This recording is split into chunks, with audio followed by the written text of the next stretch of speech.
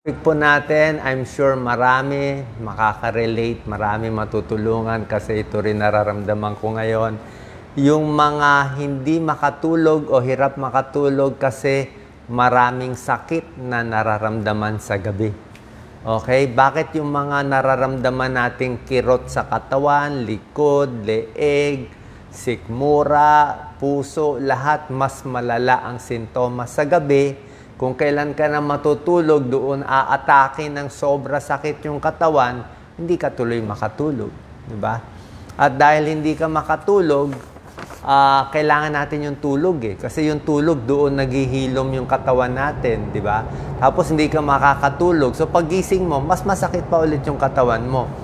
Kaya yung ibang mga tao, ang tawag nila dito, painsomnia ang tawag nila. Pinagsama nila ang word na pain sa insomnia. Hindi siya medical term.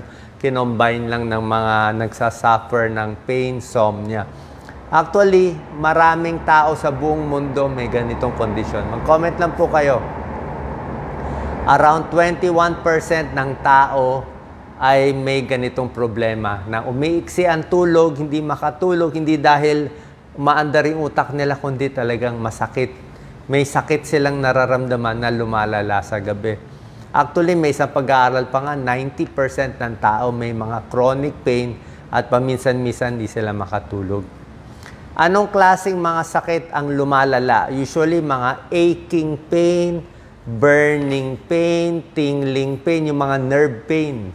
Mga pain sa nerve, mga carpal tunnel, pain sa buto, mas masakit, pain sa joints. Kahit yung mga heartburn, mas malala. Lalo na yung kabog sa dibdib. Kung kailangan matutulog, doon pa kakabog, di ba? So, doon ka pa maraming nararamdaman. So, hindi ka makarelax, hindi makaheal ang body. Anong mga sintomas nito? Yung sakit, darating, mawawala. Para siyang waves, parang alon. Minsan, darating yung sakit sa katawan, tapos mawawala. Tapos sasakit, tapos mawawala. So, yung iba, buong gabi hindi makatulog. Kawawa naman. May trabaho pa next day. So, they suffer all night with pain and sleeplessness. Lalong hindi sila makakatulog. Ano ang 5 dahilan? Bakit lumalala ang mga sakit natin sa gabi? Ito yung 5 reasons. Number 1, posible dahil sa stress hormone. Ang stress hormone, actually may tulong yan sa katawan eh, basta itong cortisol. Kaya lang sa gabi, bumababa na yung stress hormone natin. So, possible na mas nararamdaman na natin yung kirot.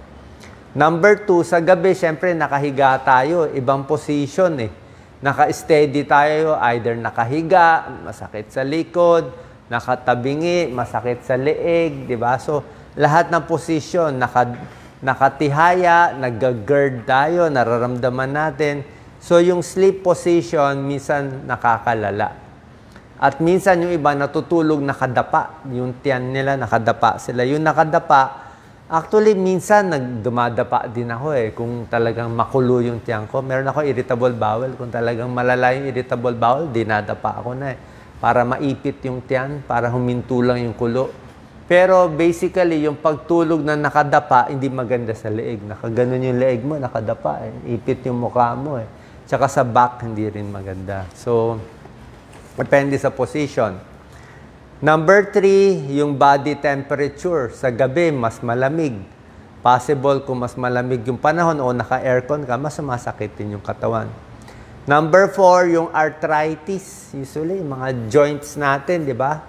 Pag hindi ginagalaw, mas masakit yan sa gabi. Kung kailan pag gabi, dun siya kikirot. Diba? And number 5 reason, pag gabi, tahimik ang lahat eh. So, mas tahimik. Tsaka pag gabi, usually, mas malungkot tayo, quote-unquote. Marami nga eh.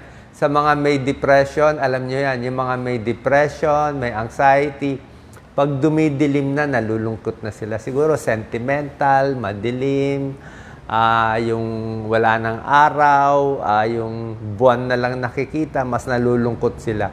Sadness in the afternoon at night, may ganun. So yung utak natin, mas pagod na, mas susceptible, mas awa sa sarili, self-pity.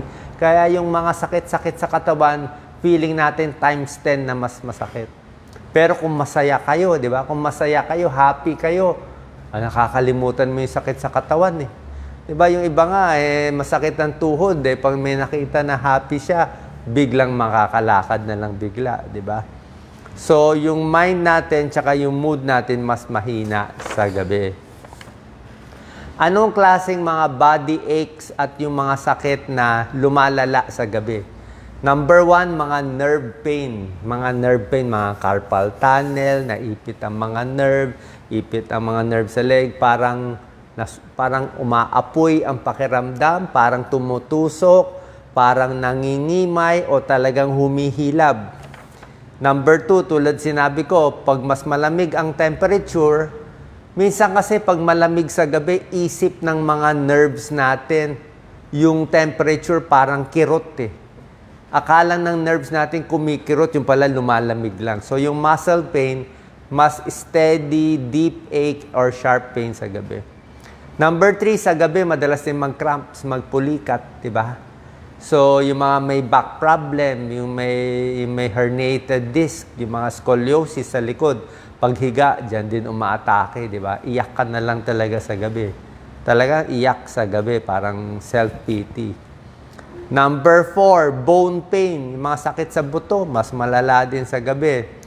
Number 5, klase ng body ache. Minsan yung mga may hormonal changes. Yung mga babae, for some reason, pag menopause na ang babae, yung lalaki din, may menopause, may andropause ng lalaki.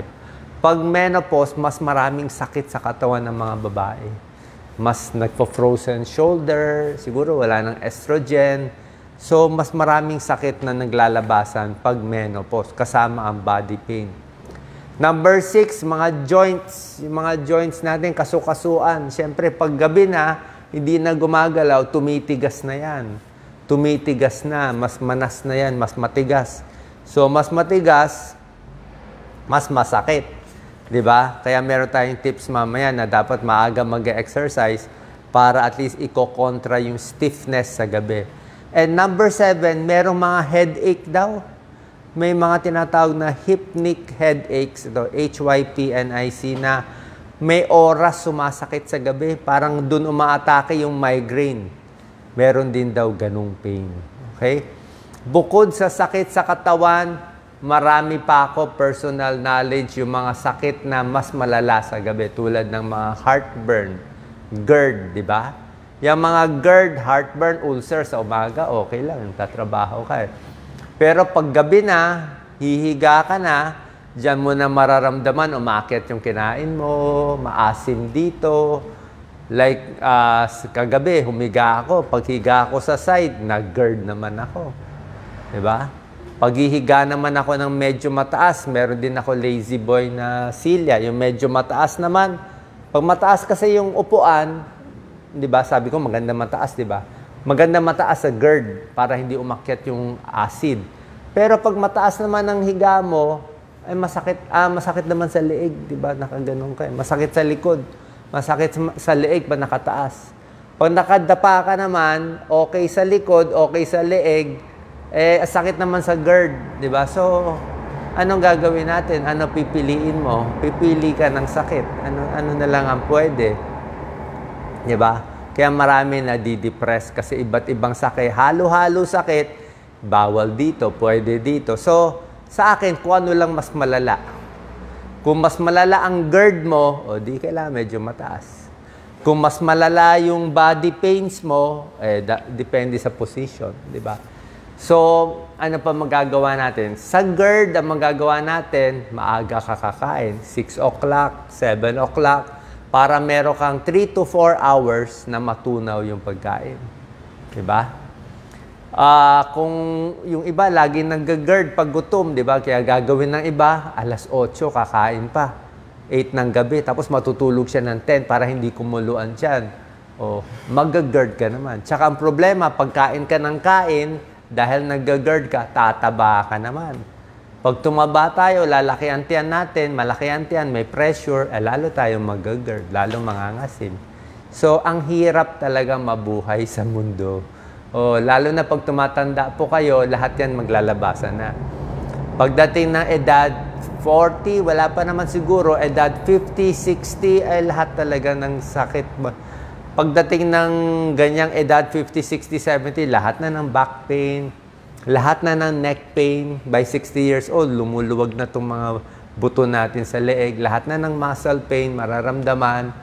At pati yung mga GERD, lumuluwag na itong lower esophageal sphincter natin, kaya na-asim na, di ba? Tapos, yung balance natin, may vertigo pa tayo pag tumatanda, may neck pain pa. So, sari-saring sakit, napakahirap makatulog. So, ano gagawin natin?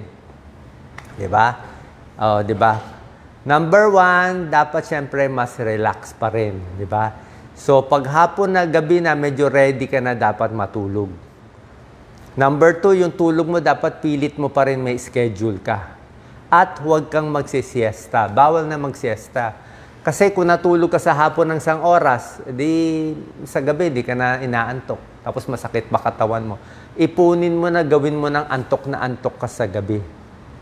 Number 3, may mga pagkaing pampatulog, katulad ng mga saging, chamomile tea, isda, okay din. Yung iba, gatas, pampatulog.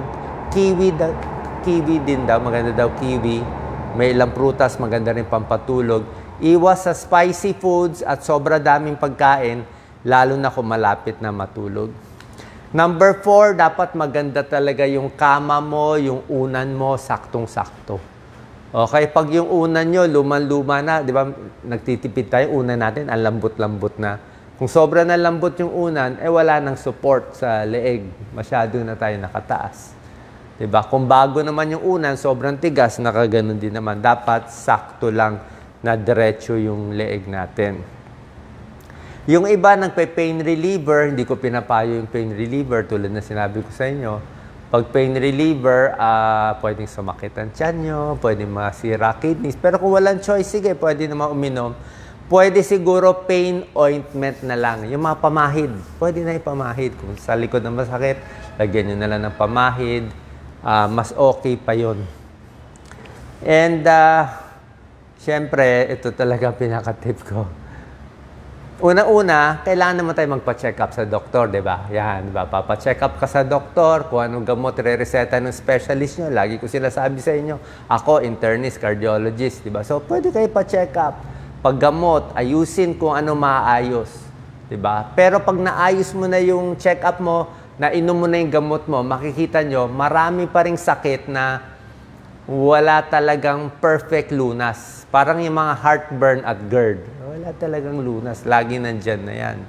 Yung mga palpitation, laging nandyan na yan. Yung nervyos, yung depression, laging meron dyan. Pabalik-balik lang yan. Sakit sa katawan, sakit sa likod, pabalik-balik talaga yan. Minsan mawawala, minsan sakit sa leeg, pabalik-balik yan, di ba? So, dahil pabalik-balik yung sakit, nagpa-check up na tayo, try natin itong mga safe na home remedies. Plus, hindi siya medical pero kailangan magdasal. Minsan sa gabi, wala ka na magagawa Magdasal na lang, kung di ka makatulog at masakit ka tayo, pagdasal mo na lang lahat ng kaibigan mo, kamag-anak mo, kapatid mo, pati kaaway mo, pagdasal mo na. Okay na lahat yun. Para wala ka na iniisip. Kasi sobra na sakit katawan mo, hindi mo na alam kung gigising ka pa bukas o hindi, di ba? Minsan ganun ang feeling Hindi mo alam kung gigising ka pa bukas o hindi. So, pagdasal mo na lang. And number 7, we just have to accept. Mas maganda yung acceptance. Ibig sabihin, huwag kang magalit sa sakit mo. Okay, masakit ang likod mo, masakit ang likod mo, talagang umaaray ka. Lalo ka magagalit sa mundo, magagalit ka sa Diyos, magagalit ka sa doktor mo, sa ibang tao. Wala naman, part of life yun Lalo ka magalit, lalong lalala yung sakit mo. Lalo kang nagagalit, lalo kang ma-high blood, lalo tayong ma-stroke na maaga. Di ba? Lalo tayong magagalit, lalo tayong magkaka-cancer. Di ba? So, pinakamaganda, accept na lang, part of life at tiis. Tiisin na lang. I-pray na lang, tiis na lang. Nagawa mo na lahat Sinunod mo na lahat ng home remedies ni Doc Willie. Nagpa-check up ka na. Yan lang talaga ang gamutan sa ngayon. So, tiis na lang. At pag tiniis mo, like kagabi, ang hirap ng tulog ko kagabi, kaya nga ito topic ko ngayon eh. Relate na relate ako. Pero nung tiniis ko, at least mga 11, 11:30, nakatulog na ako. 2 hours ako, higa, lipat, sakit dito. Pag higa ko naman, nag-GERD na naman ako, so upo na naman. So, pabalik-balik. Pero nung nakatulog ako, mahimbing. Nagulat nga ako, mahimbing tulog ko. Pagising ko ngayon, malakas ako. So, every gising is a blessing. So, ganun lang, in-accept ko na lang. Pag buhay pa tayo, di go ulit. Trabaho lang tayo. Tsaka naman, itong mga sakit na to, tandaan nyo ito dapat tandaan. Walang permanent yan.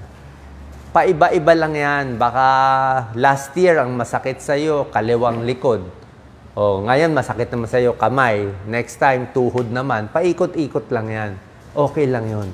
Wala namang permanent. May panahon, 3 months, maghihirap ka sa sakit. May panahon, 3 months, okay ka naman, kalmado ka. Diba? So, ayusin natin yung isip natin.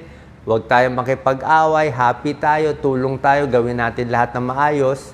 And itong sakit, after the home remedies, dasal, tiis, para ma-minimize natin yung damage nitong mga sakit sa katawan. Kasi part of life po talaga. Sa pag nagkakaedad, hindi talaga maiiwasan ito. Last na lang, naalala ko nung buhay pa yung tatay ko, lagi niya sinasabi, mag-isa lang siya, nagsasalita siya mag-isa. Nung isa nasa kwarto siya, nakasilip ako.